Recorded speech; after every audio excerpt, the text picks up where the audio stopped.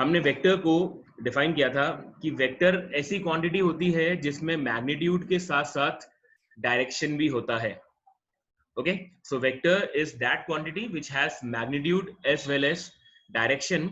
और दूसरा important point ये था कि जो वेक्टर होता है वो वेक्टर अलजेब्रा के रूल्स को फॉलो करे, यानी ऐसी क्वांटिटी जो वेक्टर रूल्स को फॉलो करे, यानी ट्रायंगल लॉ और पैरेललोग्राम लॉ को फॉलो करे, वो कहलाती है वेक्टर क्वांटिटी।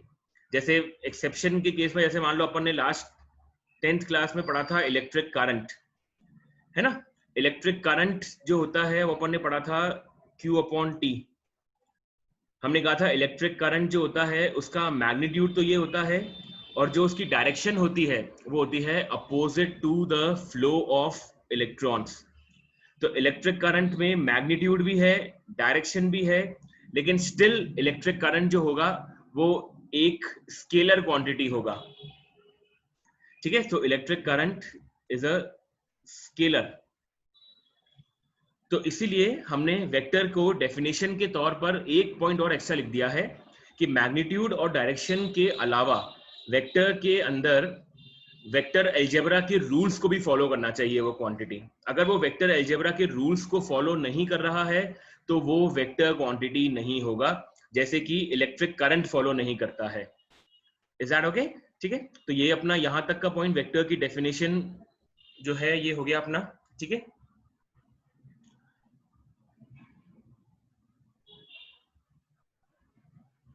सो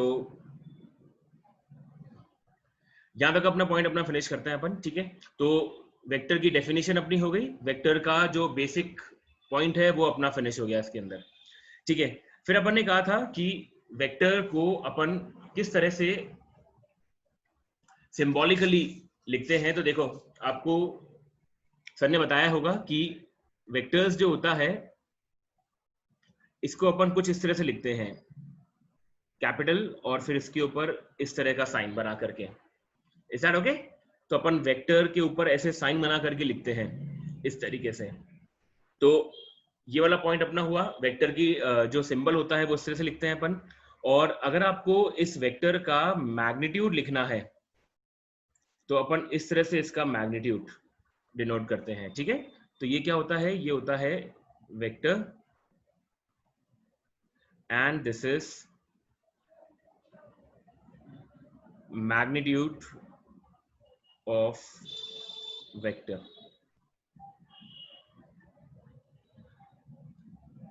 ठीक है, आई होप ये क्लियर हो गया होगा सबको। तो ये अपना होता है वेक्टर और ये होता है मैग्नीट्यूड ऑफ वेक्टर। तो आप लोगों ने ये वाला पॉइंट भी देख लिया था। ठीक है, इसके बाद आप लोगों ने पढ़ा था कि वेक्टर को अगर अपन को ग्राफिकली बनाना है तो ग्राफिकली अपन वेक्टर को कुछ इस तरह से ड्रॉ कर सकते हैं। जैसे ये आपने बनाया कोई वेक्टर, ठीक है, तो ये तो होता है, ये अपन ने बनाया वेक्टर, तो इसको अपन क्या बोलते थे, इसको अपन बोलते हैं, ये है वेक्टर का हेड, और ये जो है पॉइंट ये है वेक्टर का टेल। ये अपन ने पढ़ा था। और हेड से लेकर टेल के बीच का जो डिस्टेंस होता है इसको अपन बोलते हैं कि ये प्रोपोर्शनल होता है उसके मैग्नीट्यूड के। So distance between head and tail is proportional to its magnitude. जैसे मान लो कि मैंने एक वेक्टर बनाया इस तरीके से, ठीक है, और सपोज दूसरा वेक्टर बनाया इस तरीके से, लाइक दिस। तो आपको क्लियरली दिख रहा होगा कि ए वेक्टर और बी वेक्टर के अंदर जो है वो डिफरेंस ऑफ मैग्नीट्यूड किस में आ रहा है। अगर आप देखो तो बी वेक्टर का जो मैग्नीट्यूड है वो डेफिनेटली ए वेक्टर के मैग्नीट्यूड से ज्यादा होगा। ठीक है, तो हेड और टेल के बीच का जो डिस्टेंस है वो यहाँ पर बी वेक्टर में ज्यादा है, तो इसलिए बी वेक्टर का मैग्नीट्यूड डेफिनेटली ए वेक्टर के मैग्नीट्यूड से ज्यादा होगा। Is that okay? Alright, okay. Shivang अपना डाउट टाइप करके भेजो बेटा।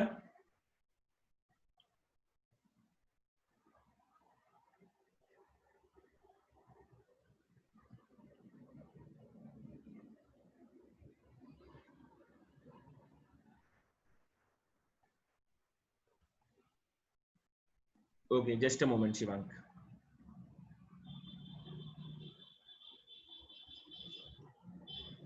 यस शिवांक, पहले अपना वीडियो ऑन करो एक बार। सारे स्टूडेंट्स बेटा अपने वीडियो ऑन करें एक बार सबसे पहले।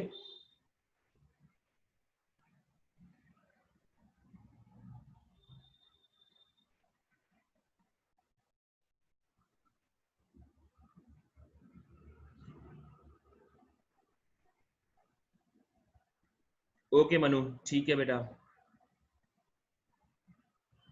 ओके शिवांग, फिर आप उस केस में आप जो मैसेज है, जो डाउट है आपका, वो मेरे को मैसेज करके ही भेजोगे, ठीक है। अनम्यूट उन्हीं को करा जाएगा जिनका जिनका वीडियो जो होगा वो ऑन होगा, ठीक है। तो जो भी आपका डाउट है शिवांग, को मेरे को एक बार मैसेज करके भेजो, ठीक है, फिर अपन उसको कैरी कर लेंगे आगे। ओके शिवांग, मेरे को व्हाट्सएप पे भेज दो, ठीक है। ऑलराइट, तो एक बार वापस से अपन स्टार्ट करते हैं, ठीक है। तो यहां तक का पॉइंट अपन ने कंप्लीटली फिनिश कर लिया है। तो ये अपना हुआ ग्राफिकल रिप्रेजेंटेशन। फिर अपन ने कहा था कि दो वेक्टर्स जो होते हैं वो इक्वल कब होते हैं।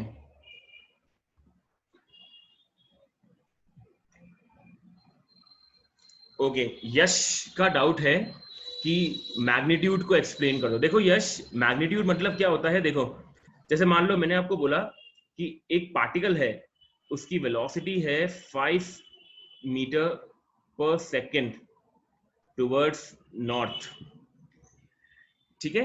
तो बेटा यहां पर ये जो 5 है, this 5 denotes the magnitude,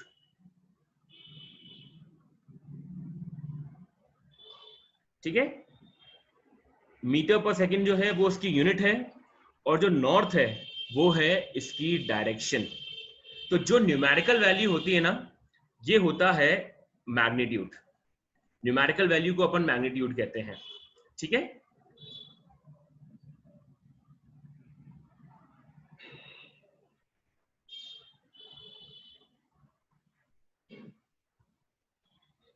alright, तो ये अपना पॉइंट फिनिश हुआ यहाँ पर, ये वाला ग्राफिकल इंटरप्रिटेशन वाला पॉइंट फिनिश होता है अपना, ठीक है। सो ग्राफिकली अपन ने देख लिया। अब अपन ने कहा था कि इक्वलिटी, तो दो वेक्टर्स इक्वल कब होते हैं।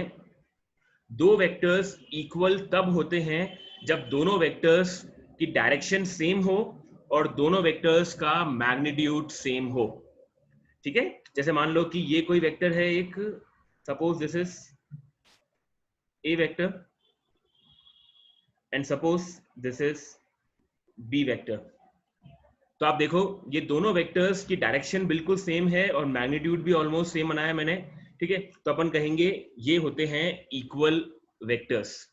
तो इक्वल वेक्टर्स अपने को अपन लिख सकते हैं कि इक्वल वेक्टर्स वो होते हैं which having same magnitude and same direction, ठीक है। Same magnitude and same direction. Yes Manu, आप लिख रहे हो 5 मीटर पर सेकेंड स्केलर होगा। यस बेटा, क्योंकि उसके अंदर वो बेसिकली स्पीड है मनु। 5 आपने लिखा कि 5 मीटर पर सेकेंड क्या होगा, तो यस वो केवल स्पीड है, और स्पीड जो होगी वो एक स्केलर क्वांटिटी होगी।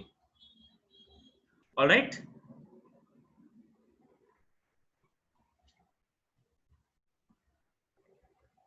तो ये अपना पॉइंट फिनिश हुआ यहां पर, ये वाला, ठीक है। ओके, तो दो वेक्टर्स इक्वल अपन ने देख लिया कि कब होते हैं, जब दोनों वेक्टर्स का magnitude as well as direction बिल्कुल सेम होता है। तो इसको कहते हैं अपन इक्वलिटी ऑफ वेक्टर्स। ओके, फिर अपन ने कहा था कि वेक्टर को अगर अपन एक नेगेटिव नंबर से मल्टीप्लाई कर दें, तो अपन ने कहा था नेगेटिव ऑफ अ वेक्टर, ठीक है, नेगेटिव ऑफ वेक्टर, ठीक है। तो जैसे मान लेते हैं अपन कि suppose this is my A vector. अब बेटा मुझे ड्रॉ करना है माइनस का ए वेक्टर। तो देखो माइनस का ए वेक्टर का मतलब ये है कि यहां पर ए वेक्टर के मैग्नीट्यूड में कोई चेंज नहीं आएगा, लेकिन जो ए वेक्टर की डायरेक्शन है वो हो जाएगी एकदम अपोजिट। तो इस तरह से बना देंगे अपन माइनस का ए वेक्टर, ठीक है। So negative of A vector जो होगा वो होगा ए वेक्टर के अपोजिट डायरेक्शन के अंदर, बिल्कुल। सो माइनस का ए वेक्टर इस तरीके से, जैसे मान लो कि मैंने बनाया suppose this is my B vector,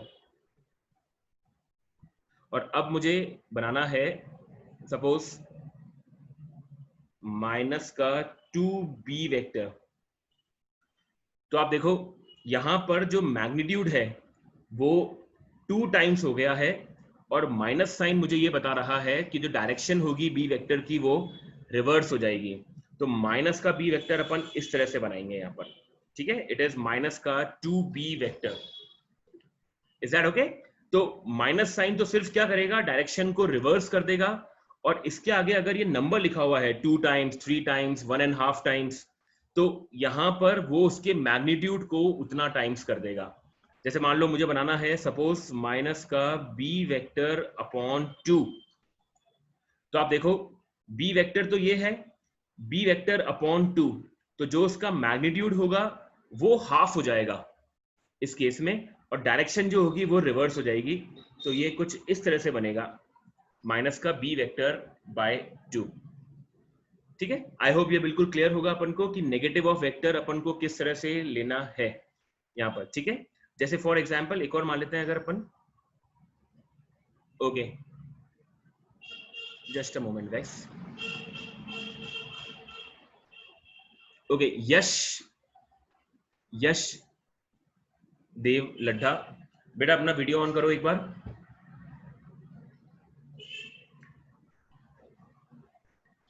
okay यश, मैं आपको अनम्यूट करने का ऑप्शन दे रहा हूँ, आप है ना अपना डाउट पूछो।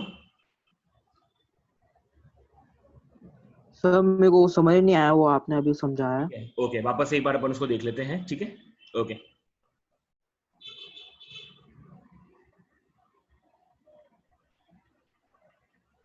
ओके देखो यश, जैसे इसका मतलब यहां पर ये है बेटा, जैसे सपोज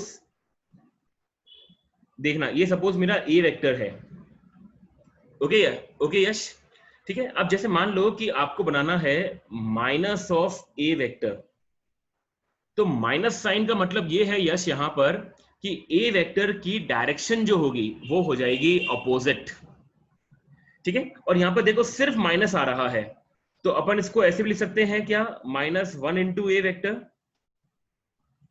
ठीक है। इसका मतलब जो मैग्नीट्यूड है वो बिल्कुल सेम रहा है, मैग्नीट्यूड में कोई डिफरेंस नहीं आया है, माइनस साइन से ए वेक्टर की डायरेक्शन जो है वो रिवर्स हो गई है। तो this is minus A vector. Yes thumbs up कर देना अगर तुम्हें समझ में आ गया ये वाला पॉइंट तो,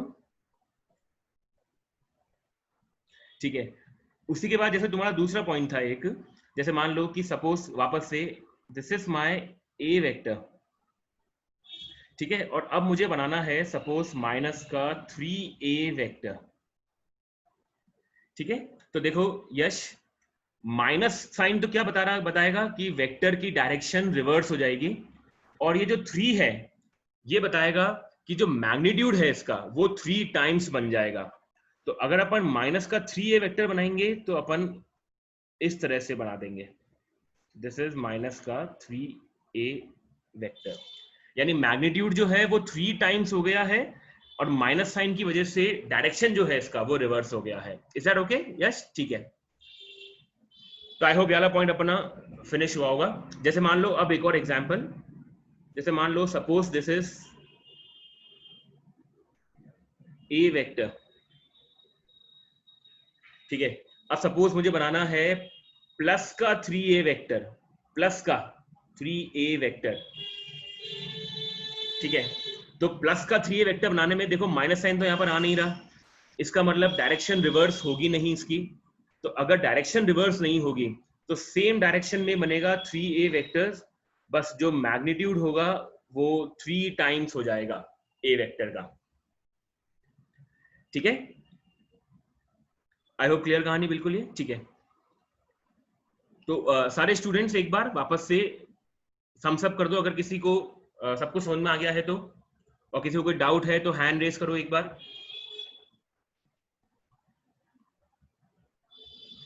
okay, all right, okay guys, चलो बढ़िया। तो यहां तक का पॉइंट अपना फिनिश हो जाता है, ठीक है। ऑल राइट, एक होता है जीरो वेक्टर, जीरो वेक्टर या फिर नल वेक्टर, ठीक है। एक होता है जीरो वेक्टर या फिर नल वेक्टर। बेटा वीडियो ऑन रखो सब लोग अपना, है ना, वीडियो ऑफ मत करो।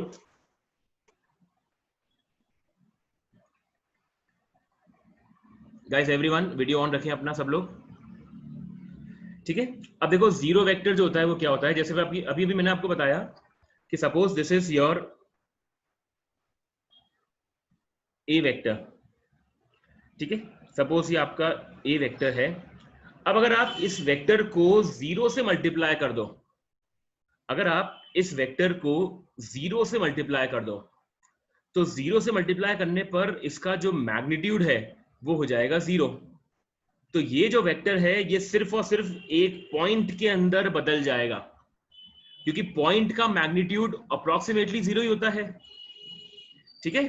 तो जीरो वेक्टर या फिर नल वेक्टर को अपन कैसे डिफाइन कर सकते हैं, अपन लिख लें इस चीज को कि a vector having zero magnitude, a vector having zero magnitude and its direction is not defined, क्योंकि पॉइंट की डायरेक्शन अपन डिफाइन नहीं कर सकते हैं, ठीक है। आई होप लिखा हुआ भी होगा आपके पास ये वाला पॉइंट, ठीक है। तो अपन ने रिवाइज कर लिया इसको कि जीरो वेक्टर क्या होता है, ऐसा वेक्टर जिसका मैग्नीट्यूड होता है जीरो और डायरेक्शन जो होती है वो डिफाइन नहीं होती है, direction is not defined. I hope clear, ठीक है। तो इसको कहते हैं अपन जीरो वेक्टर। तो ये पॉइंट अपना फिनिश हुआ जीरो वेक्टर वाला, ठीक है। इसके बाद आप लोगों ने, अच्छा यहां तक एक बार वापस से, मैं वापस से एक बार ये स्क्रीन शेयर को स्टॉप कर रहा हूं, ठीक है। यहां तक किसी को कोई डाउट है, किसी को कुछ पूछना है तो अपना वीडियो ऑन करके पूछ सकते हो आप लोग। Guys for security point of view से ना हम लोग वीडियो सबके ऑन करा रहे हैं, ठीक है, ताकि जो न्यूसेंस क्रिएट होती है वो फालतू की न्यूसेंस क्रिएट ना हो, ओके ओके। यहां तक किसी को कुछ भी डाउट है, कुछ पूछना है किसी को, तो आप आराम से पूछो। आई होप यहां तक किसी को कोई डाउट नहीं है, फिर इसका मतलब ठीक है। ऑलराइट, तो मुझे एक बार बताओ, एक बार थम्स अप करके बताना, आप लोगों ने वेक्टर एडिशन, ट्रायंगल लॉ या फिर पैरेललोग्राम लॉ, ये आप लोगों ने पढ़ रखा है? पैरेललोग्राम लॉ और ट्रायंगल लॉ, ठीक है। क्रिश ने पढ़ रखा है, दक्ष ने पढ़ रखा है, अर्नब ने पढ़ रखा है, यश ने पढ़ रखा है, चंचल ने पढ़ रखा है, ठीक है, मन ने पढ़ रखा है। ऑलराइट, तो आप सब लोगों ने इसको ऑलमोस्ट पढ़ ही रखा है, ठीक है। तो अपन उसको एक बार आपस से रिवाइज कर लेते हैं और उसके कुछ क्वेश्चंस जो हैं इसको मैं आप लोगों को देता हूं, आप लोग उसको ट्राई करना बेटा एक बार, ठीक है। सबसे पहले अपन स्टार्ट करते हैं ट्रायंगल लॉ। तो ट्रायंगल लॉ आप लोगों ने देखा था, दो वेक्टर्स को ऐड करने का जो मेथड होता है उसको कहते हैं अपन ट्रायंगल लॉ, ठीक है। तो जैसे मान लो कि मुझे दो वेक्टर्स को ऐड करना है, आर वेक्टर, तो it is A vector plus B vector, ये होता है। तो जैसे मान लेते हैं अगर अपन suppose this is your A vector, ठीक है, और suppose this is your B vector, तो अब मुझे इन दोनों वेक्टर्स को ऐड करके इसका रिजल्टेंट बनाना है। तो अगर अपन इसको ट्रायंगल लॉ से देखें तो सबसे पहले अपन बनाएंगे ए वेक्टर, ए वेक्टर को अपन बनाएंगे बिना उसके मैग्नीट्यूड और डायरेक्शन को चेंज करे। फिर अपन बनाएंगे उसके बाद बी वेक्टर, बी वेक्टर को ऐसे बनाएंगे कि बी वेक्टर की टेल और ए वेक्टर का हेड आपस में ज्वाइंड हो विदाउट चेंज इट्स डायरेक्शन। तो ये आपने बनाया इस तरीके से बी वेक्टर, ठीक है। बी वेक्टर को ऐसे ज्वाइन करना है कि बी वेक्टर की टेल और ए वेक्टर का हेड आपस में ज्वाइन हो जाए without change in its direction. तो अब यहां पर जो आपका रिजल्टेंट बनेगा वो बनेगा ए वेक्टर के टेल से बी वेक्टर के हेड की तरफ, ठीक है। So this is your resultant vector. तो ये बनेगा आपका resultant vector. Is that okay? तो रिजल्टेंट वेक्टर वापस से पहले वेक्टर के टेल से दूसरे वेक्टर की हेड की तरफ जो वेक्टर बनेगा दैट इज रिजल्टेंट वेक्टर की डायरेक्शन, ठीक है। ट्रायंगल लॉ की सबसे बड़ी कमी यही है कि ट्रायंगल लॉ आपको सिर्फ रिजल्टेंट वेक्टर की डायरेक्शन देगा, रिजल्टेंट वेक्टर का मैग्नीट्यूड नहीं देगा। इसके मैग्नीट्यूड के लिए अपन को पैरेललोग्राम लॉ देखना पड़ेगा, ठीक है। तो जस्ट मैं आपको एक क्वेश्चन दे रहा हूं, आप इसको ट्रायंगल लॉ से मेरे को बताना कि रिजल्टेंट कैसे बनेगा इसके अंदर, ठीक है। तो सपोज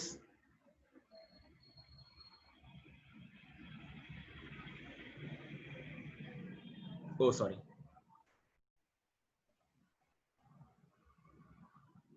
सपोज जैसे ये है ए वेक्टर, ठीक है, और suppose this is your B vector, this is your A vector and this is your B vector, ठीक है। आप लोग इसको कॉपी में रीड्रॉ करो, ठीक है, और इसका रिजल्टेंट बनाने का ट्राई करो, देखो। और फिर आप कॉपी को सामने रख देना ऐसे कैमरा के, ठीक है, उससे अपन एक बार क्रॉस चेक कर लेंगे। ट्राई करो उसको एक बार। Two vectors A and B having equal magnitude, say x full stop, if the magnitude of resultant is small x, if magnitude of resultant is small x, यानी रिजल्टेंट का magnitude भी x है, then find the angle between the two vectors, then find the angle between the two vectors।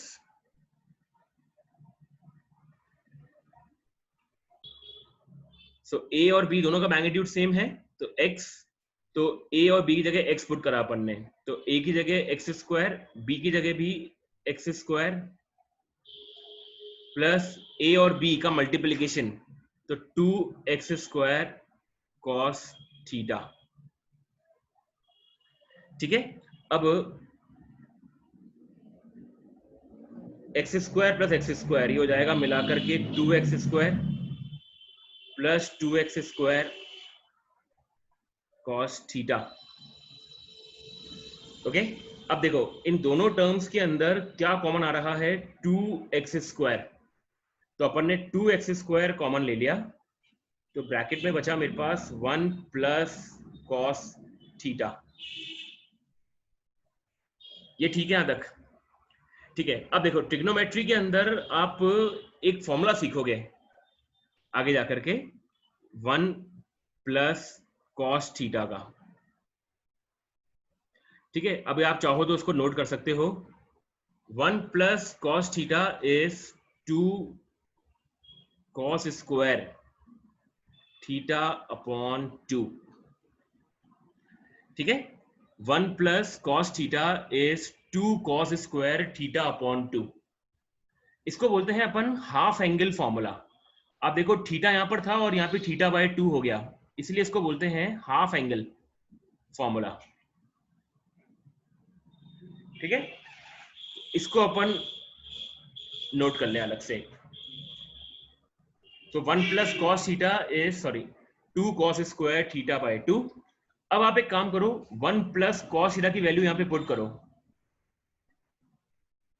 तो ये हो जाएगा under root में 2x square और 1 प्लस कॉस थीटा की जगह 2 cos square theta by 2। Is that okay? तो 2x स्क्वायर है, कॉस स्क्वायर है और 2 इंटू 2 ये है पूरा ऐसे। ठीक है, तो अब आप इसको अगर रूट से बाहर निकालोगे तो 2 इंटू 2 4 का रूट लेंगे तो ये आएगा 2, एक्स स्क्वायर का रूट लेंगे तो ये आएगा x, और कॉस स्क्वायर का रूट लेंगे तो आएगा कॉस। तो यहां से आपने एक नया फॉर्मूला देख लिया कि अगर दो वेक्टर्स इक्वल हैं तो अपन रिजल्टेंट का डायरेक्टली ये वाला फॉर्मूला अप्लाई कर सकते हैं। It is 2x cos theta by 2। ठीक है, so it is 2x cos theta by 2 और यहां पर x क्या है? उन दोनों इक्वल वेक्टर्स का मैग्नीट्यूड। ठीक है, उन दोनों इक्वल वेक्टर्स का मैग्नीट्यूड। तो अब अपन वापस क्वेश्चन के ऊपर आते हैं। r की वैल्यू x है, ये तो x है ही, तो 2x cos थीटा बाय 2। तो ये x से ये x कैंसिल हो गया, तो यहां पर आ जाएगा 1/2 इक्वल्स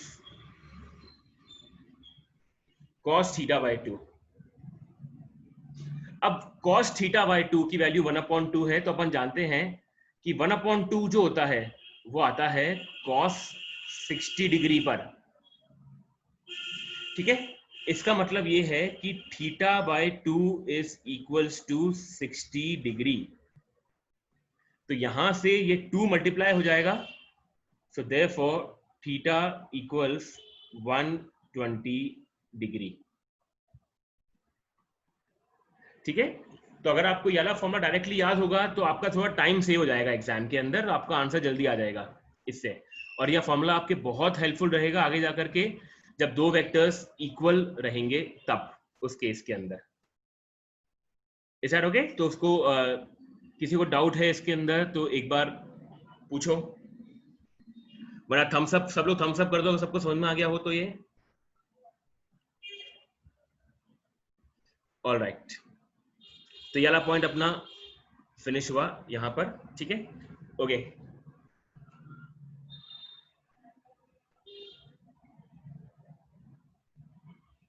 एक और एग्जांपल लिखो।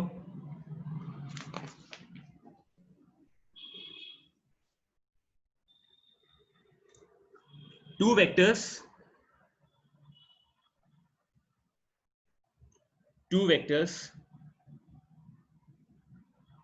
acting in opposite direction.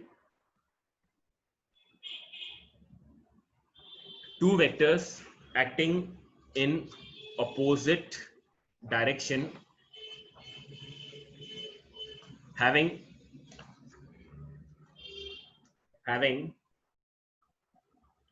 a magnitude of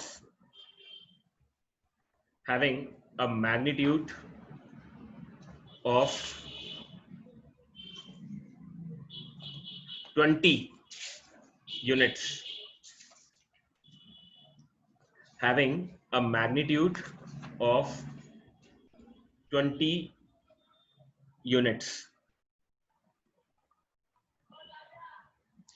Okay, having a magnitude of 20 units. एक सेकेंड गाइस, 20 जगह 10 कर दो यार, 20 की जगह 10 कर दो, ये आपकी सेक्शन रिव्यू की प्रॉब्लम भी हो जाएगी एक। ठीक है, full stop. If they are at right angle, if they are at right angle, then resultant is 50 units. If they are at right angles, the resultant is 50 units. Okay, full stop. Calculate the magnitudes of two vectors. Calculate the magnitudes of two vectors.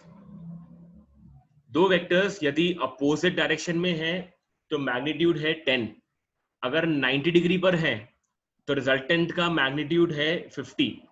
यानी पहले case में अगर दो vectors opposite direction में है तो resultant आ रहा है 10, दो वेक्टर्स अगर 90 डिग्री पर हैं तो रिजल्टेंट आ रहा है 50। तो उन दो वेक्टर्स का मैग्नीट्यूड क्या है, क्वेश्चन ये है। तो आपसे ए और बी की वैल्यू पूछी गई है इसके अंदर।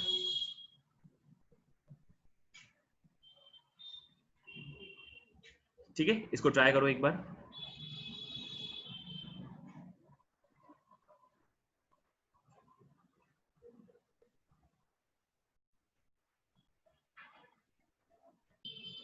ठीक है, देखो दो वेक्टर्स अगर अपोजिट डायरेक्शन में हैं तो रिजल्टेंट होगा a माइनस बी। अज्यूम करो कि a b से ज्यादा है। ठीक है, तो suppose a minus B, resultant आएगा 10, ऐसा क्वेश्चन कह रहा है। ठीक है, जब दो वेक्टर्स अपोजिट डायरेक्शन में हैं तो रिजल्टेंट आएगा a माइनस बी। और अगर दो वेक्टर्स आपस में 90 डिग्री पर हैं तो ऐसे केस में जो रिजल्टेंट आएगा वो आएगा under root of A square plus B square. ये दे रखा है आपको 50। ठीक है, सो कुशाल ठीक है आपका आंसर बेटा, है ना। तो यहां पर अगर अपन देखें तो आप चाहो तो उसका ब्रैकेट को सॉरी स्क्वायर रूट को हटा दो। तो स्क्वायर हटाने के लिए दोनों तरफ स्क्वायर करके A square plus B square is equals to आएगा 2500। और ये इक्वेशन नंबर 1 है ना, इसको भी दोनों तरफ स्क्वायर कर दो तो ये आएगा A square plus B square minus 2ab equals 100। ठीक है, तो अब अपन क्या कर सकते हैं, अब अपन इन दोनों इक्वेशन को सबट्रैक्ट कर देते हैं। Equation number 2 minus equation number 1। जब आप सबट्रैक्ट करोगे तो ए स्क्वायर और बी स्क्वायर वाली टर्म कैंसिल आउट हो जाएगी, तो आपके पास आएगा 2ab इक्वल्स 2400, 2500 माइनस 100। ठीक है, तो यहां से आपके पास ए बी आ जाएगा 1200। ठीक है, तो ये ए बी की वैल्यू है। तो अब आप इमेजिन करो दो नंबर्स को सबट्रैक्ट करने पर 10 आता है और दो नंबर्स को मल्टीप्लाई करने पर 1200 आता है। तो अगर इमेजिन नहीं भी कर पा रहे हैं अपन तो भी अपन इसको क्वाड्रेटिक इक्वेशन बना करके सॉल्व कर सकते हैं ना, है ना। यहां से मैं b की वैल्यू निकालूं और b की वैल्यू को यहां पे सब्स्टिट्यूट करूं तो a minus 1200 upon a equals 10। तो अगर अपन इसको सॉल्व करेंगे तो अपने पास a की वैल्यू आ जाएगी कितनी, 40, और b की वैल्यू आ जाएगी अपने पास 30। ठीक है, तो इस तरह से अपन इन दोनों वेक्टर्स का जो रिजल्ट मैग्नीट्यूड है वो अपन फाइंड कर सकते हैं इसके अंदर। इज दैट ओके यहां तक? ठीक है, ऑलराइट। लास्ट पॉइंट अपना आज की वीडियो, आज का लाइव क्लास का, ये वाला क्वेश्चन सबको क्लियर है क्या? एक बार थम्स अप कर दो सबको क्लियर है तो। अच्छी तरीके से सबको क्लियर हो गया ये वाला question? Alright, thank you guys. चलो अब अपन देखते हैं इसका आज का अपना लास्ट पॉइंट, रिजल्टेंट की मैक्सिमम वैल्यू। रिजल्टेंट का फॉर्मूला था under root of A square plus B square plus 2ab। तो रिजल्टेंट मैक्सिमम कब आता है? जब दो वेक्टर्स होते हैं पैरेलल। तो इसका मतलब थीटा उनके बीच में होना चाहिए 0 डिग्री। तो अगर थीटा 0 डिग्री होगा तो ऐसे केस में जो रिजल्टेंट की मैक्सिमम वैल्यू आएगी वो होगी a प्लस बी।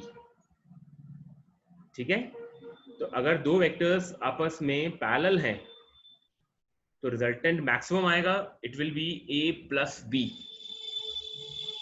और अगर सपोज मुझे निकालना है कि रिजल्टेंट की मिनिमम वैल्यू क्या आएगी, तो इस केस में थीटा हो जाएगा आपके पास 180 डिग्री। ठीक है, थीटा बिकम्स 180 डिग्री। इसका मतलब दो वेक्टर्स जो हैं वो आपस में एंटी पैरेलल हैं। एंटी पैरेलल मतलब ये है कि दो वेक्टर्स अपोजिट डायरेक्शन में हैं। तो इस केस में जो आपके पास मिनिमम रिजल्टेंट आएगा that will be a minus b। ठीक है, ये रहेगा आपके पास मिनिमम रिजल्टेंट। दो वेक्टर्स को ऐड करने का मैक्सिमम रिजल्टेंट है a प्लस बी, मिनिमम है a माइनस बी। तो मुझे बताओ कि यहां पर देखो मैं ठीक लिख रहा हूं क्या, कि जो रिजल्टेंट की रेंज होगी वो होगी r मैक्स से लेकर r मिन। ठीक है, जो रिजल्टेंट की मेरे पास रेंज होगी वो r मिन से r मैक्स के बीच में हो सकती है। ठीक है, जैसे for example suppose a vector का मैग्नीट्यूड है 5, b वेक्टर का मैग्नीट्यूड है 2, तो r की रेंज क्या हो सकती है? r मैक्स हो जाएगा इन दोनों का एडिशन 5 + 2 7, और r मिन इन दोनों का सबट्रैक्शन यानी कि 5 - 2। ठीक है, इट विल बी 3। तो जो रिजल्टेंट की रेंज होगी वो 3 से लेकर 7 के बीच में लाई करेगी। ठीक है, तो अगर मैं आपसे बोलूं कि एक वेक्टर का मैग्नीट्यूड 5 है और एक का मैग्नीट्यूड 2 है, तो क्या रिजल्टेंट 2.9 पॉसिबल है? क्या r बराबर 2.9 पॉसिबल है क्या? तो आप चेक करोगे कि रिजल्टेंट की रेंज क्या है। 3 से ज्यादा होना चाहिए और 7 से कम होना चाहिए। ये 3 से कम आ रहा है, तो अपन बोलेंगे नहीं, ये रिजल्टेंट पॉसिबल नहीं है। तो इस टाइप के क्वेश्चन आपके इसमें पीछे गिवन है एक्सरसाइज में। एक्सरसाइज 1 जो है उसके अंदर क्वेश्चन नंबर 1 to 10 जो सर ने होमवर्क में दिए थे आपको करने को, उसमें कुछ क्वेश्चन ऐसे हैं, ठीक है, जो आपको ये ध्यान रखना पड़ेगा कि जो रिजल्टेंट की रेंज है वो इस रेंज से इस रेंज के बीच में लाया करती है, यानी r मैक्स से r मिन के बीच में लाया करती है। ठीक है, तो आपसे ऐसा क्वेश्चन यहाँ पर पूछ सकते हैं कि क्या ये रिजल्टेंट पॉसिबल है। तो आपको बस इतना देखना है, रेंज में आ रहा है तो पॉसिबल है, और अगर रेंज में नहीं आ रहा है तो फिर पॉसिबल नहीं है। Is that okay? ठीक है, थम्स अप कर देना सबको समझ में आ गया वाला पॉइंट। तो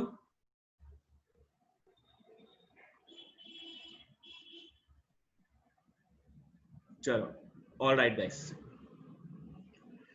तो आई होप सबको क्लियर आज का लेक्चर पूरा अच्छी तरीके से। जो अपन ने क्वेश्चंस करे, जो अपन ने थ्योरी को रिवाइज करी और जो अपन ने न्यूमेरिकल्स करे हैं, आप उसको वापस से एक बार रिवाइज करो। जो वेक्टर्स के बैक एक्सरसाइज के क्वेश्चन है, दैट इज एक्सरसाइज 1 में question number 1 to 10, question number 1 से लेकर 10 तक बैक एक्सरसाइज में, और सेक्शन रिव्यू जो है 2.1 उसको पूरा कंप्लीटली फिनिश कर लो। तो अपन अगली डिस्कशन, अगली जो अपनी क्लास आएगी उसके अंदर अपन इन सेक्शन रिव्यूज को डिस्कस करेंगे। ठीक है, और प्लस इसके अलावा अपन कुछ और प्रैक्टिस क्वेश्चंस भी सॉल्व करेंगे। ठीक है गाइस, तो आप लोगों को करना क्या है, अब आप लोगों को अब करना ये है यहाँ पर कि